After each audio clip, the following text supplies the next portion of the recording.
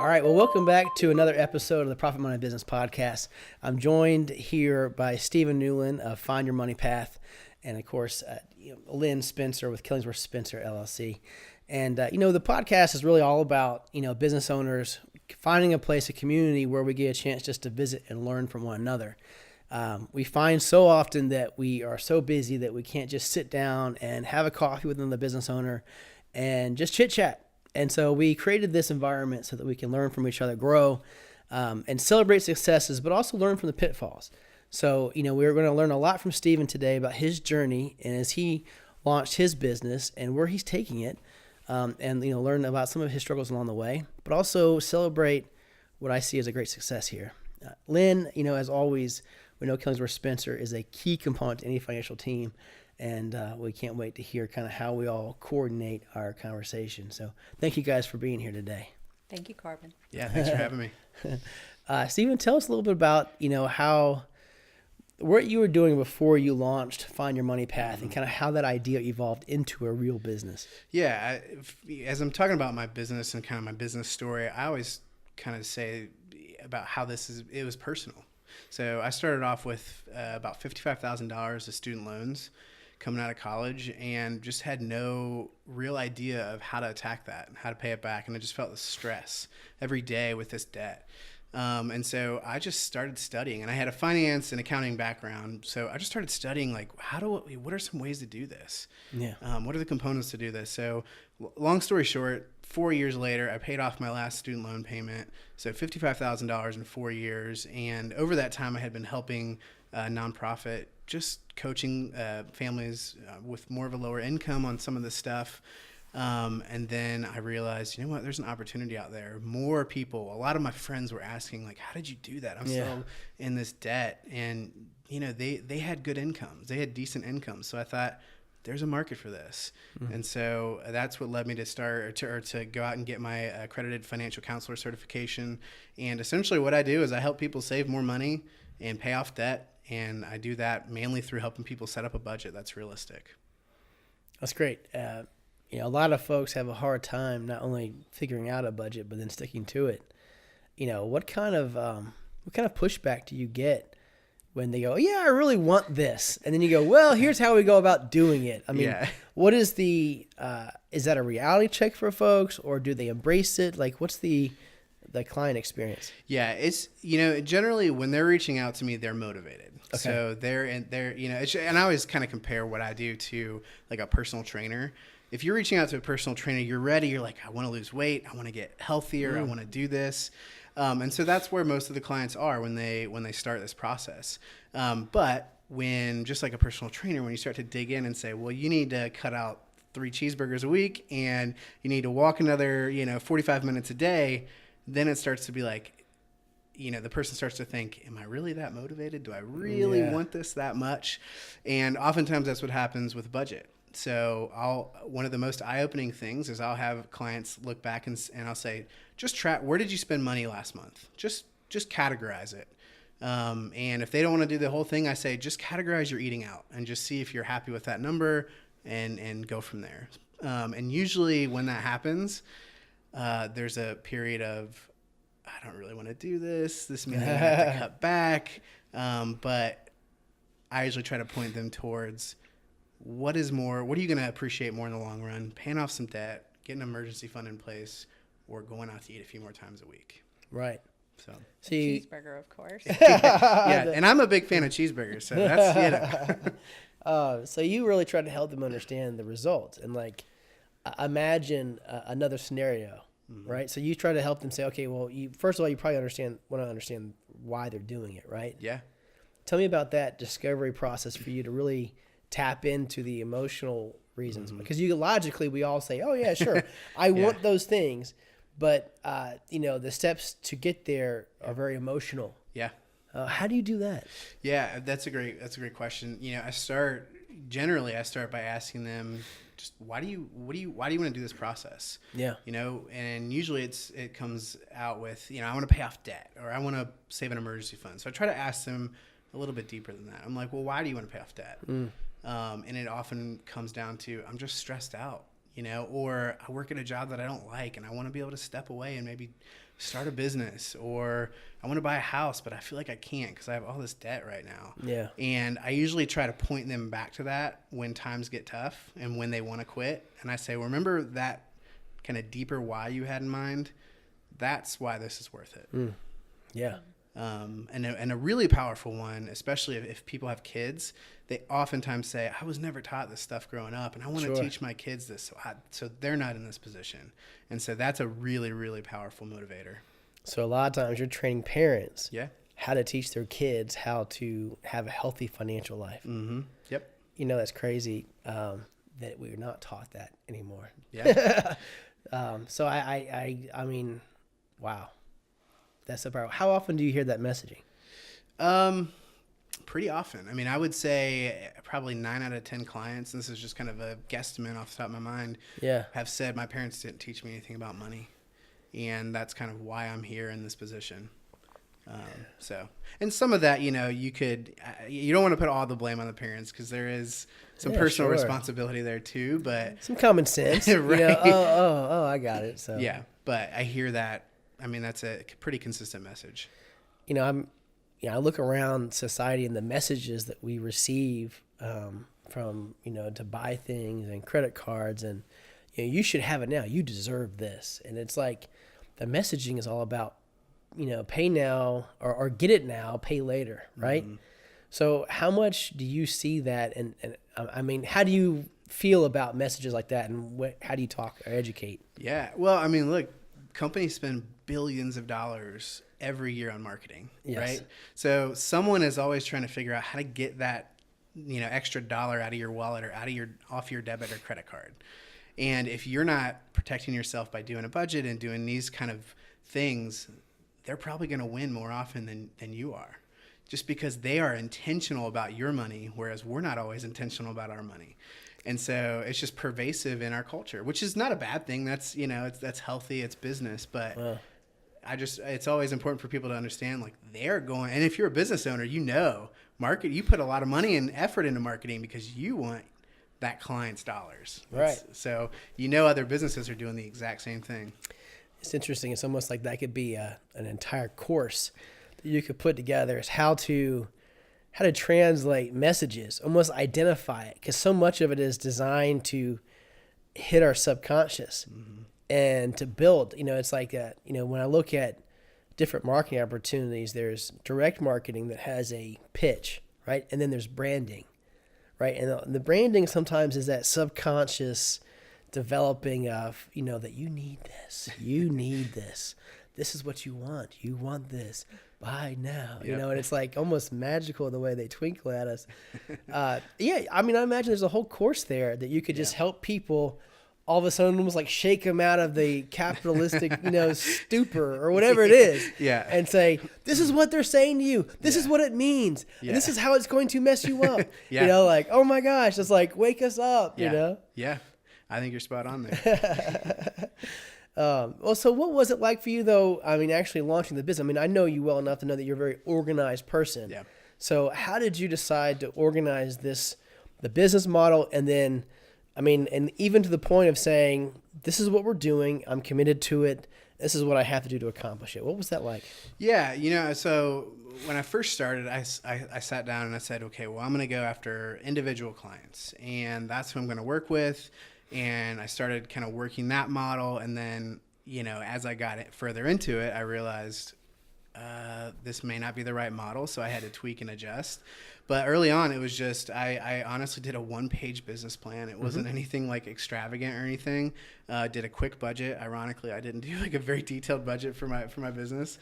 And I just kind of ran with it and just kind of jumped into it. So that's cool. Yeah.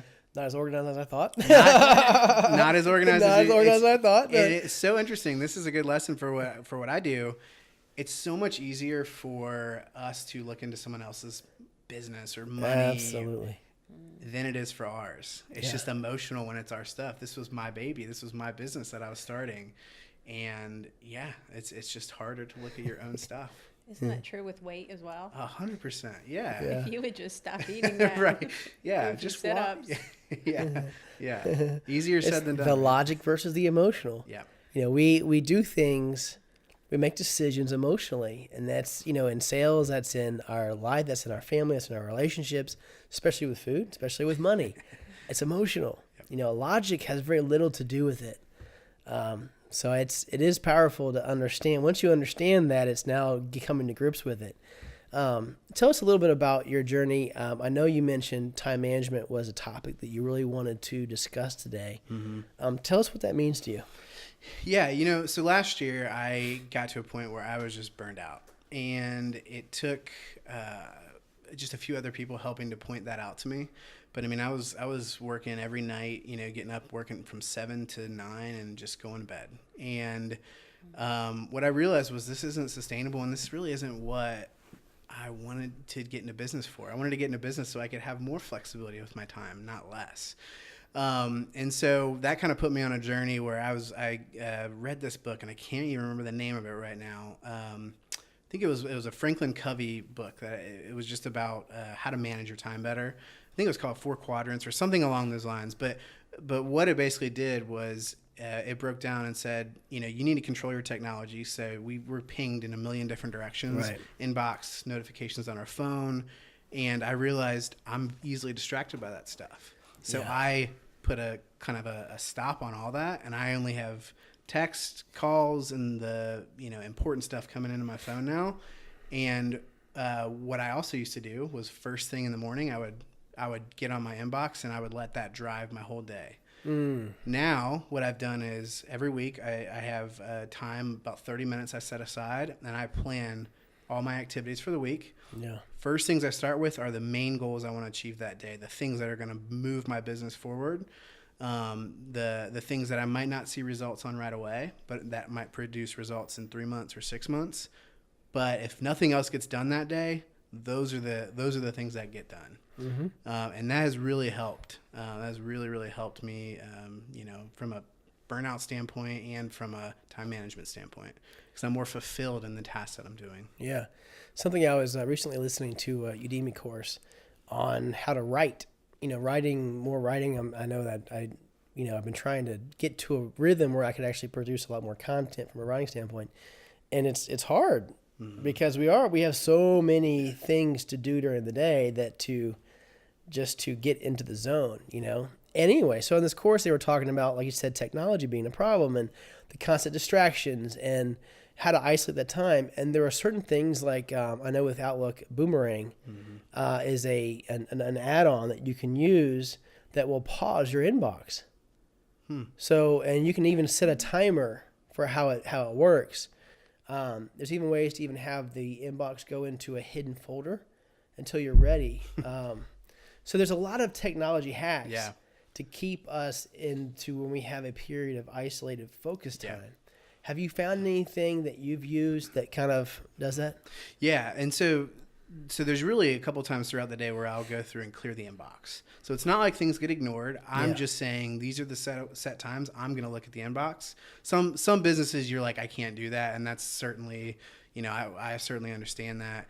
But one of the biggest things I did was sorted the inbox, and how I did that was I have a bunch of rules that I set up, not a bunch, but if I'm on a newsletter or a list of people who I want to get their emails, but it's not critically important, right? It skips the inbox and goes straight to what I call like my newsletter folder. That's great. And so I have significantly less pings throughout the day. And I also turned off on my computer. You can see the number of emails in your inbox. I turned that off, so I don't even see that anymore. Yeah. So anyway, when I do look at my inbox, I'm seeing the messages that are coming from people that I've already sorted through and said, yeah, I want to see their messages right away when I look at the inbox. So I'm not sorting, because I realized I would spend 20 minutes just sorting emails that really I could have read those a week from now. I didn't need to, they weren't urgent. And so that has been a game changer. Just over the past week, I think I've gotten like 200 emails that have skipped the inbox and gone right into this other bucket. And it's just made things a little easier to manage. I love that. Whether it's Boomerang or just creating the rules. I do have some rules set up. Is that a pretty easy thing? I mean, I know how to do it, but just for the reader or for the listener here, is that a pretty easy thing to set up? Do you have any tips on that? Yeah, honestly, what I did, because I really hadn't done a whole lot of that before, was I just Googled how to, skip the inbox, or how to have, or how to set up rules for your inbox. And there's plenty of YouTube videos and blog posts about how to do that. And I just went through and I identified these are the newsletters, or these are the people that email me that can wait a little bit. Mm-hmm. So, and that's how I identified it.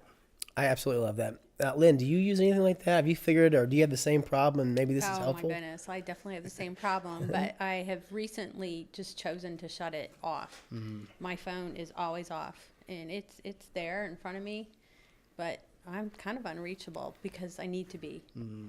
And as far as the emails, when I get in the morning, I'll put a good hour into emails, and I go through them all. I have to delete the stuff that I would love to read one day. I can't get to. So it's not in a love to read pile. It's just deleted. I already know that I'm not going to get to it. So I just take that out of the equation.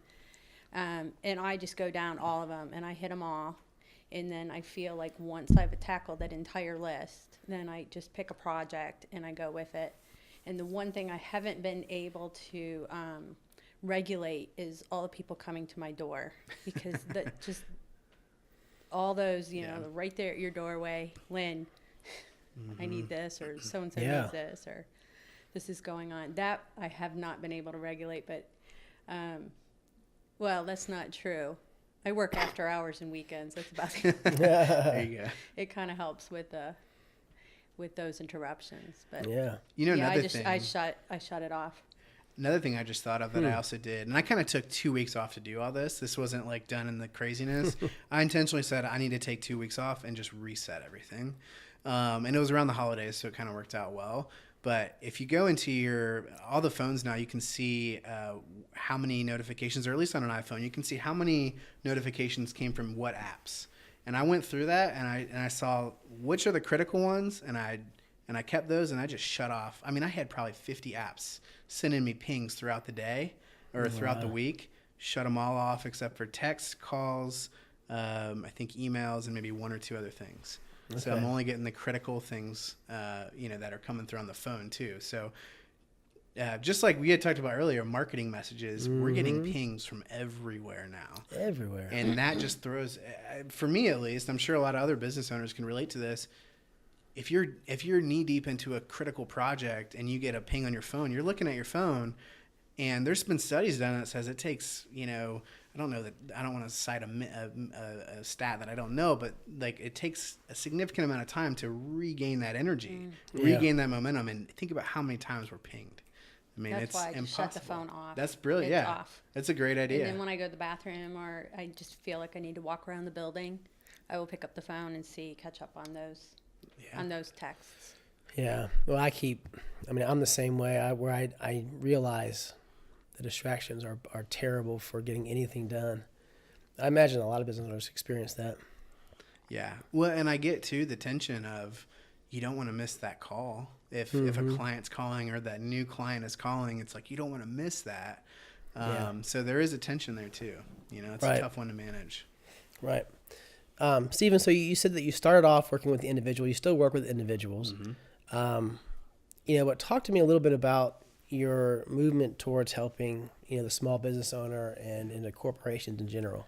Yeah. So what I realized was, specifically for employees at a business, they are a lot of times, if I'm meeting with them during business hours. So they're away from work, and they're generally stressed out about money. And so if they're away from work and stressed out about money, that's not going to mean a productive employee, because they're worried about something in their personal life. And so where I'm transitioning the business is going into businesses and saying, look, I offer this. This is something that your employees can pay for. So it's not necessarily the business has to pay for it. It can be a paycheck deduction. And where I work with the employee to help them pay off some debt, get on a budget, save a little bit of money. And I actually will do this virtually or on site at the business, so that employees can stress less about this one big area of life. I can't solve everything, but if I can help them stress a little bit less about money, I think that's going to turn into a more productive employee. Sure. I know it will turn into a more productive employee. Well, I mean, studies show that, when you're not stressed out about money, you're happier. You're going to treat the business's customers with a different perspective. Yeah. You're not going to be stressed out about something going on, so therefore you're crotchety. You create a happy employee and you create happy customers is the thought process, right? Yeah, that's a spot on. Yep. Now, are there certain statistics that you have seen through your research in this that maybe the numbers show that, what you're doing is not, it's normally reserved for like a financial planner. Yeah. But what you found, and I understand this just from talking to you, is that most financial planners don't do the work that you do. That's exactly right. Because it's not something that they're charging for necessarily. So you kind of fill this gap between the person waking up and realizing that they don't have the knowledge to have a successful financial life because of something that they just don't know. Yeah. So you come in and fill that gap. Talk to me. Yeah. Well, and again, too, even if you have the knowledge, the implementation is still hard because I'm looking at my money. We all know we should exercise or eat a little bit better, but why don't we do it? It's because of that whole emotion thing. And so that's also the other benefit that I provide is, this is a non-objective, or this is an objective viewpoint into someone's situation, a non-emotional viewpoint into their situation. But yeah, you're right. I mean, generally speaking, financial planners and advisors are paid off of investments that they invest. And so while helping a client with a budget is, a good thing to do, there's only so many hours in a day and you can't necessarily do all that with everybody. Right. So maybe if there was, connections for you, a financial advisor who sees that value might be a good connection for you, really. Yeah, absolutely. And, the thought process behind this is, if someone's on a budget, generally they're going to be a little bit more intentional with their money and they might have more money to invest. So that also helps the financial advisor. They might have more money to pay for a life insurance policy or whatever that is because they're being intentional and they're having conversations with their spouse about it and they're looking at this every couple of weeks. Something we were just talking about in this last podcast was the reality of a low unemployment rate is that it's hard to find good people. It's hard to keep good people. And when you do go out there to try to hire, you have people who, may have been unhireable for a period of time, which is what I keep hearing. And so the reality is sometimes those people are also probably stressed out about money. Mm-hmm. It just seems like you're a nice fit to an updated employee benefit plan. Yeah. Does that make sense? It does. And what's really interesting, I've seen a lot of bigger firms are starting to offer student loan repayment programs. So they will actually just say, look, we know student loans are causing you problems. We're just going to give you $100 or $200 a month we're just going to pay your loans for you. And my proposition is, what if you could teach them, or what if you could give them a resource that could help them not just pay off their student loans themselves, which, we generally want to do that. We don't always want things just paid for us. You feel more fulfilled when you can pay that off yourself. But you can teach them this skill that they're going to have for a lifetime. And if they start seeing progress on this in their personal life, that's just going to drive loyalty to that company. Is there a metaphor here somewhere between a fish and a fishing pole? Something like that. Yeah, exactly. Yeah. So you really want to be able to, as a responsible employer, be a part of teaching your employees how to fish, how to go out there and have the progress and achieve a healthy financial life without just being gifted. Yeah.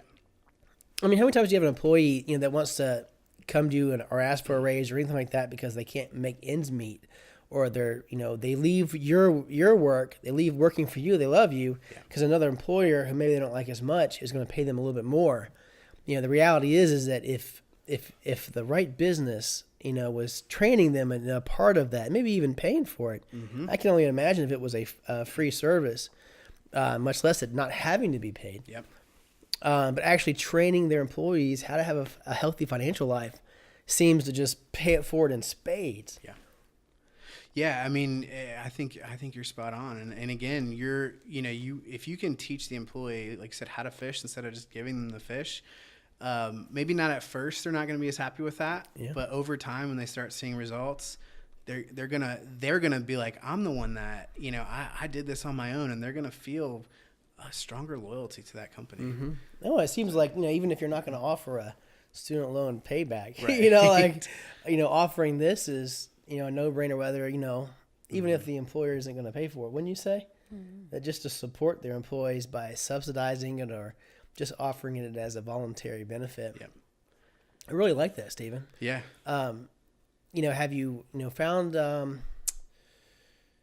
people receptive to this when you talk to other business owners? Like, are they finding that this is something that they agree with, or is it are you finding it hard to get traction? Yeah, I mean, I think it's always tough to, especially when you're in the financial space, to try to get in the door somewhere. And so what I've really been doing is I've gone to several businesses around Atlanta and just done free lunch and learns, just to say, hey, look, I want to be a resource. I'm not getting paid for this. I just want to show you that, look, I just want to help your employees. And if I can help them a little bit further than just a 1 hour or a 30-minute lunch and learn, I'm available to do that. And so that's been an easy way to kind of get in, get my foot in the door. And then when I'm there, I just try to give them as much value as I can, and just again, show them that I want to be a resource for their employees. Yeah. But yeah, it's in general, when you talk to people, they know that their folks are, they know money is one of the things that they're stressed about. Yeah. They might not know all the details because we don't open up about money. We like to kind of keep that stuff close to the vest. If you think about, like, what if we all just shared what our income was right now? It's like, I don't know, I'm good. I don't want to do that. So it's just, money creates this weird thing in people, so they don't share it openly. But yeah, in general, your HR manager at a company is going to know that stuff a little bit more than maybe the direct boss. Yeah. Something else I know about you is that you're a process guy. Share with us a little about your process when you do work with an individual. What is the step-by-step? Yeah, one of the first things I do is the very first meeting. Well, I have an initial consultation that I have just to hear a little bit more about what they're looking for. I want to make sure it's a good fit. If they want someone to help them invest or buy insurance, I tell them up front, or taxes, I'm like, I'm not your person for that. I've got folks I can send you to, like Killingsworth or some other financial advisors, but that's not me. So I try to filter that out up front. To set expectations. But then when we first start meeting, we spend pretty much the first meeting just getting a snapshot. So how much debt do you have? Do you have debt? What's in the checking savings account? Do you have an emergency fund? What are you spending on? We'll go through a detailed budget. How much are you spending on groceries, on your car payment, on these different things? And then from there, we establish a plan. So the next meeting is usually going in and saying, okay, here's where we're at. This is reality. Now let's start, building some of these habits in place where you're doing a budget every month. You're starting to track your expenses. And then eventually, in that second meeting, we will build up that plan. So, okay, what's our strategy to pay off this debt? And then after that second meeting is generally maintenance. So let's keep this thing moving. And let's make it sustainable, because it's easy to do 2 meetings and say, or go to 2 meetings with a personal trainer and say, I'm doing it, but it's when you're in month 5 and 6, are you still doing it? It's kind of like, I wrote down all the exercises. I can do this at home. Yeah. Doesn't happen, does it? Doesn't happen. So you really encourage people, and you offer a full-on accountability process that takes them from a true systematic way to reduce debt and get into a healthy financial system in their own world. Yep. And then you actually make sure that they follow through on it so that the muscle memory locks in. Yes. Right? Because we can do something for a little while, figure it out, and then all of a sudden we're right back into our old habits. Yeah. So you've got to make sure that muscle memory sticks. Yeah. And then ongoing, maybe it's not meeting every week. You know what I'm saying? Yeah, right. How often do you typically, in your ideal customer scenario, what do you see the path of success looking like in the maintenance side of things? Yeah, so generally I'll meet with someone for 3 to 6 meetings up front, and that's usually 3 to 6 hours worth of, kind of intensive, let's dig into this. And then after that, I just do, I'll check in every 2 weeks. Just to say, hey, how's the budget going this month? Have you tracked your expenses? Tell me what's fallen off track, like what's causing you, a roadblock, because those will happen. This isn't like a magic button where you hit it and then all of a sudden I have a perfect budget and life's perfect from now on. You'll hit something or something will come up in month 4, and you might need to readjust. And so, again, I'll just check in every couple weeks just to let them know, hey, I'm here. And, you know, if we had someone asking us every 2 weeks, well, how did you eat this week?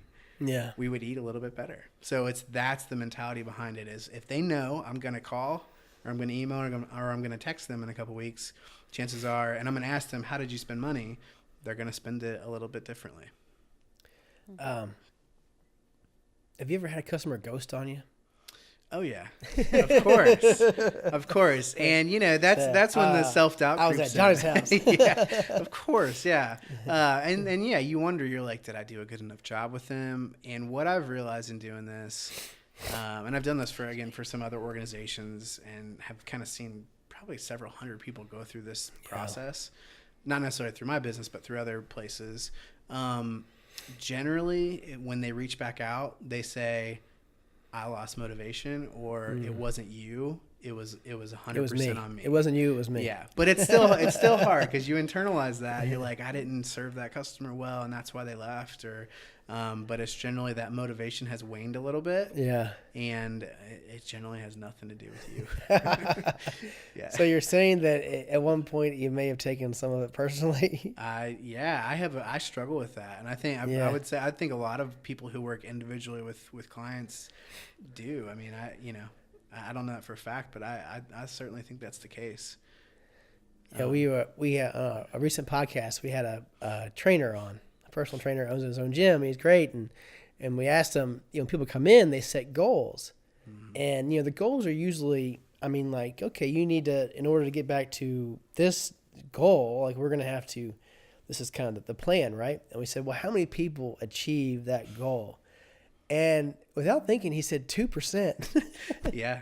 And the reality was that what he learned was that people don't necessarily go out to achieve that final lofty goal, but they achieve a place of progress. Yeah. They achieve a place of I'm okay now.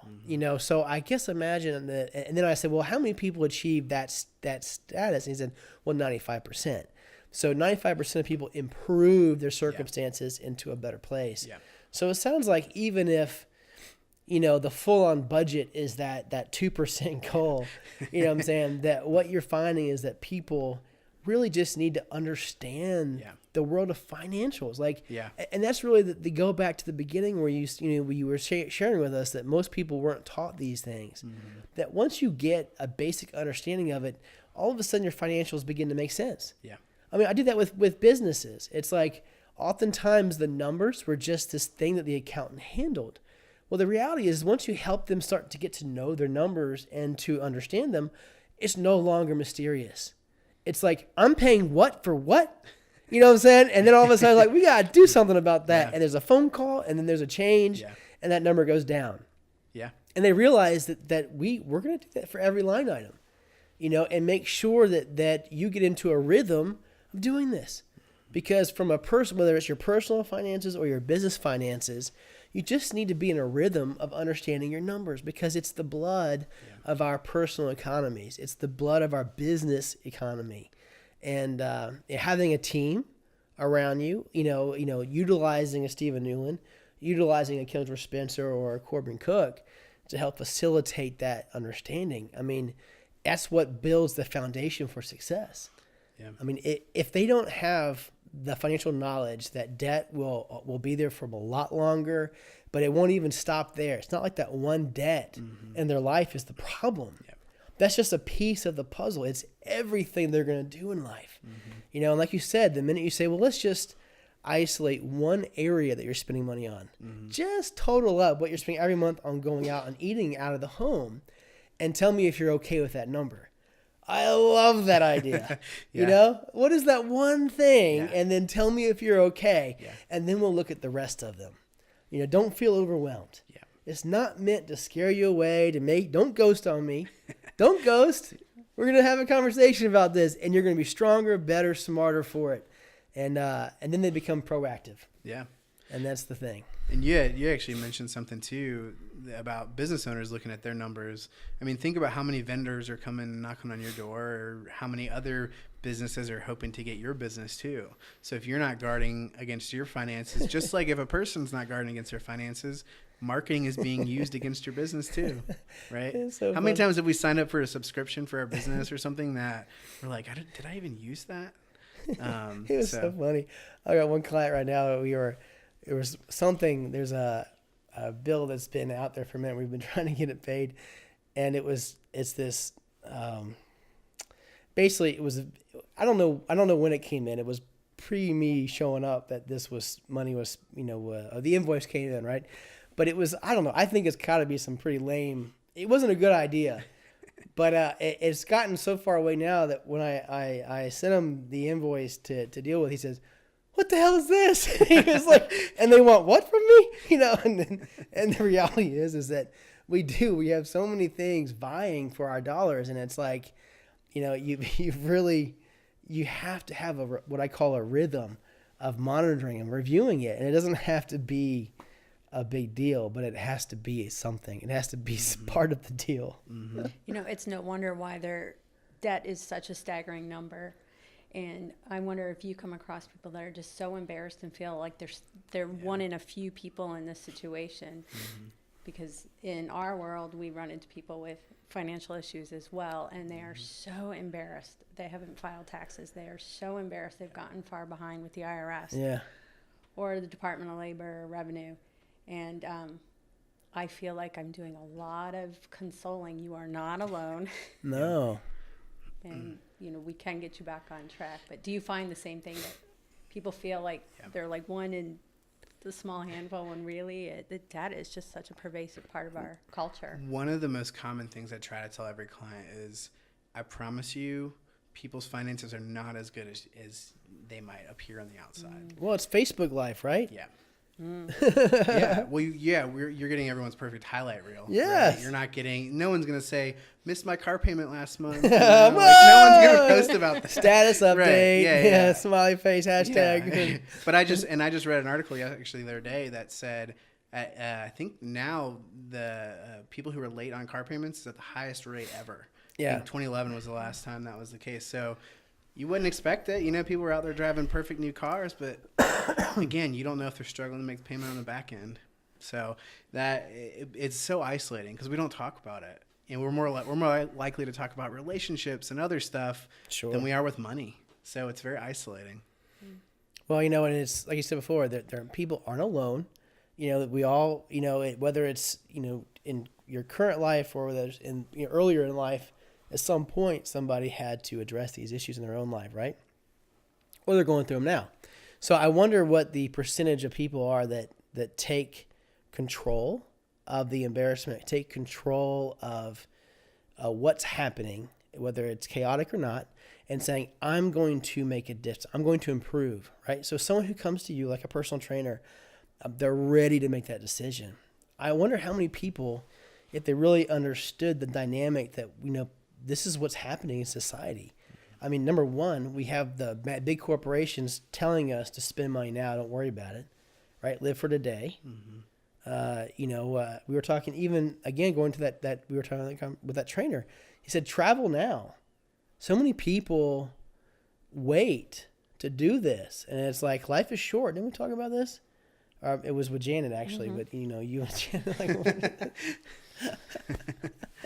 But the idea being that, we're just inundated with all these decisions. Mm-hmm.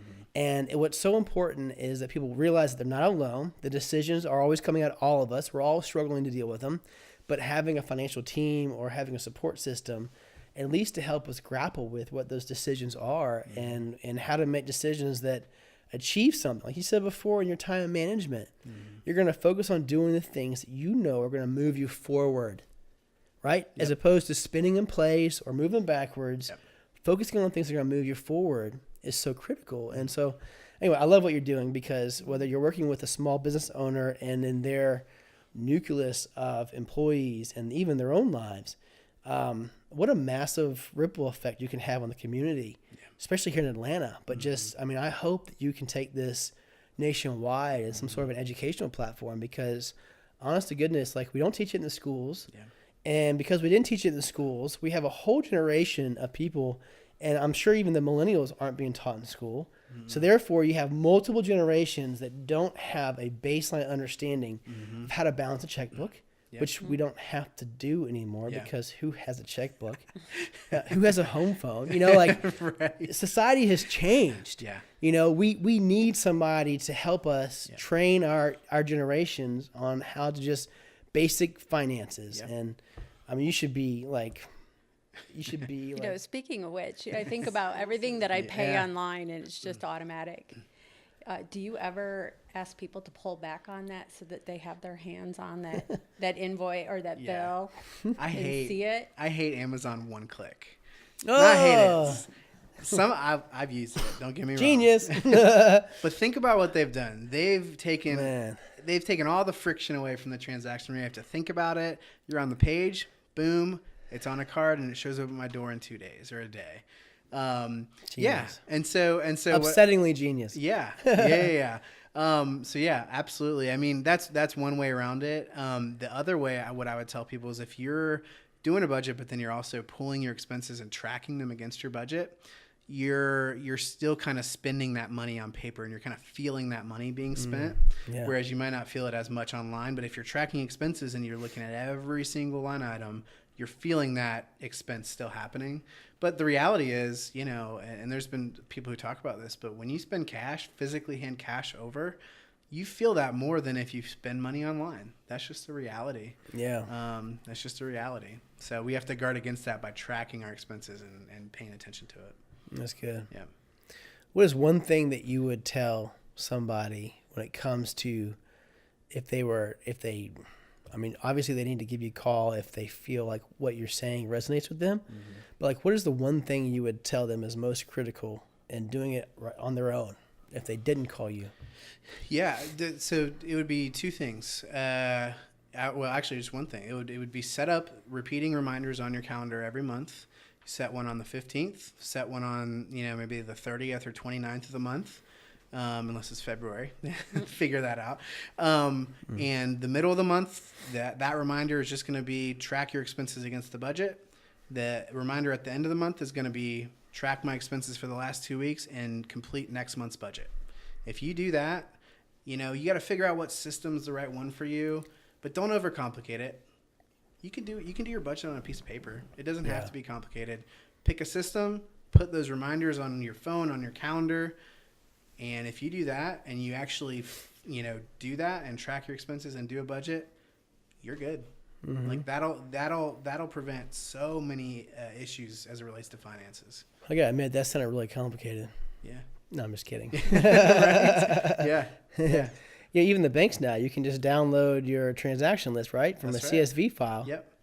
The only caveat I would add to that is do a realistic, make your budget realistic. So. Yeah. If you are tracking your expenses and you realize you have a bunch that you would put in like a miscellaneous category, then you're probably not doing a detailed enough budget. We oftentimes don't budget for eating out or entertainment or these types of things. When we do a budget, we only do, I have a gas bill, I have a light bill, I have a rent, I have a car payment and groceries, and then that's it. Right. But if you look at it, there's way more than that. So just be detailed with it. And you only have to set that up once. You just do that up front, and then you just maintain it by having those reminders on your calendar. That's great. Yeah. Lynn, I'm going to go ahead and wrap it up for us today. Is there anything else that you had that you connected with? What is the one thing that you think about when it comes to tax prep and when it comes to financials and tracking stuff? What can someone do throughout the year when it comes to tax planning? Well, we have a big difference between individual taxpayers and small business owners, and we generally work with the small business owners who, in turn, have their individual returns. But fortunately, the system is set up where the average individual has a W-2 job and taxes, both state and federal withholding, taken out with every paycheck. Right. And so that does keep most individuals from getting into really hot water and getting behind in taxes It doesn't keep them, out of hot water. And in terms of filing, it's surprising how many people don't file. And years down the road, when they want to buy a new house, and the mortgage company says, "Well, we need a tax return," so that there's different stages in life that prompt them to finally catch up on tax filing. But business owners seem to fall far more into the trap of falling behind in taxes, the money that they owe to the different taxing agencies. And that's because we, as business owners, don't have W-2 income. All of a sudden, income is coming in. It is taxable, but it's not taxed. And you have to have just the willpower to put a very sizable chunk of it aside, because to earn money, we're going to have to pay tax on it. That's just a responsibility. But it is just, it's really staggering how many business owners do not plan for the taxes, and they just find themselves in a lot of trouble. So the tag team here for the small business owner is the ongoing tax planning, because if they don't sit down with someone like you, they oftentimes don't know how much to put aside. So I think that's probably pretty important. Yeah, you have to know how much to put aside. There are, as a business owner, but I know we're kind of talking a little bit more about individuals today, but as a business owner, there are definitely tools and tax structuring out there that can help with all of this. Yeah. But, just don't forget Uncle Sam, because he won't forget you. He'll come after you. That is you might fall off the radar for a year or two, but they do catch up to you. Yeah. Taxes is the most important budget line item, in my opinion, because, just don't want to mess with that. All right.